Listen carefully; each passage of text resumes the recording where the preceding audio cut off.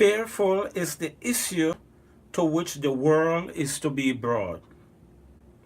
The powers of earth united in war against the commandments of God will decree that all, both small and great, rich and poor, free and bond, shall conform to the custom of the church by the observance of the false Sabbath.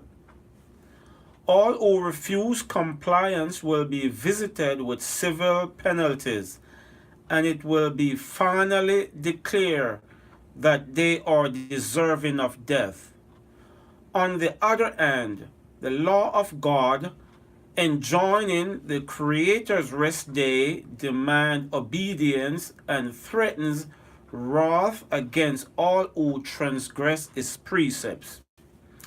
With the issue thus clearly brought before him, whosoever shall trample upon God's law to obey a human enactment receive the mark of the beast. He accepts the signs of allegiance to the power which he chooses to obey instead of God. The warning from heaven is, if any man worship the beast in his image, and receive his mark in his forehead or in his hand, the same shall drink of the wine of the wrath of God, which is poured out without mixture into the cup of his indignation. Revelation 14, verse 9 and 10. But no one is made to suffer the wrath of God until the truth has been brought home to his mind and conscience, and has been rejected. There are many who have never had an opportunity to hear special truth for this time. The obligation of the fourth commandment has never been set before them in its true light. He who reads every heart and tries every motive will leave none who desire a knowledge of the truth to be deceived as to the issue of the great controversy.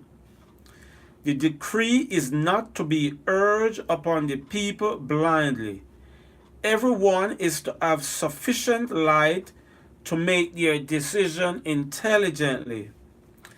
The Sabbath will be the great test of loyalty, for it is the point of truth especially controverted. When the final test shall be brought to bear upon men, then the line of distinction will be drawn between those who serve God and those who serve him not. While the observance of the false Sabbath, which is Sunday, in compliance with the law of the state, contrary to the fourth commandment of God, will be an avowal of allegiance to a power that is in opposition to God. The keeping of the true Sabbath, which is Saturday, Sabbath, in obedience to God's law, is an evidence of loyalty to the Creator.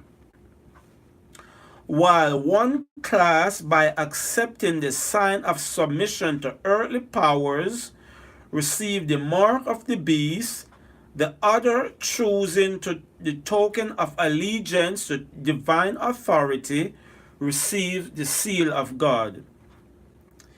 Heretofore, those who presented the truth of the third angel message have often been regarded as mere alarmists.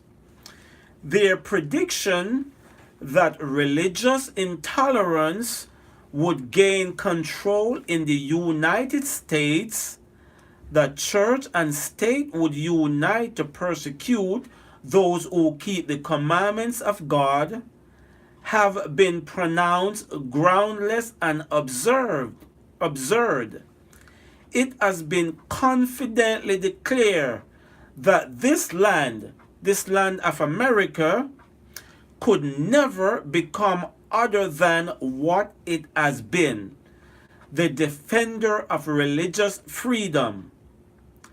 but as the question of enforcing Sunday observance is widely agitated, the event so long doubted and disbelieved is seen to be approaching, and the third angel message will produce an effect which it could not have had before. Thus, the message of the third angel will be proclaimed. As the time comes for it to be given with the greatest power, the Lord will work through humble instruments, leading the minds of those who consecrate themselves to his service. The laborers will be qualified rather by the unction of his spirit than by the training of literary institution.